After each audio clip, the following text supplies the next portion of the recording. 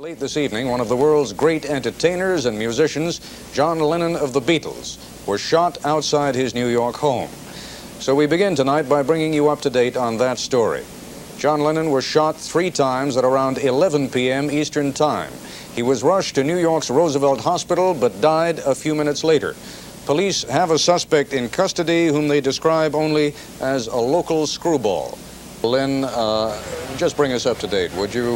What happened? How did it happen? Under what circumstances did John Lennon die?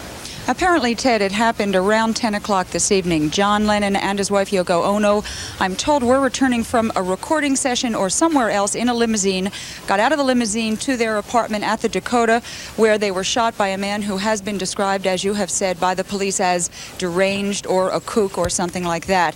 Immediately, John Lennon was brought right here to Roosevelt Hospital. This is only about 13 blocks away from his apartment, so it didn't take too long to get him here. According to Dr. Stephen Loon, who's the director of emergency room services here, he just gave us a briefing. He said that Lennon was brought here this evening shortly before 11 p.m. He was dead on arrival. There were extensive resuscitation efforts that were made, but none of them did any good. There were transfusions that were attempted. None of them were able to save his life. He apparently had multiple wounds in his chest. The doctor said there were 7 wounds, but he could not tell exactly how many bullet shots that meant. He knew that it was a gun, but he couldn't say what kind of gun, nor could he say how close the shots had been fired, nor whether they were from the front or from the rear. He said there was signs of injuries of the major blood vessel in his chest, and that is clearly what he died from. Also, the doctor said that apparently Lennon was dead at the moment of the first shot. He could tell that by the size of the injuries.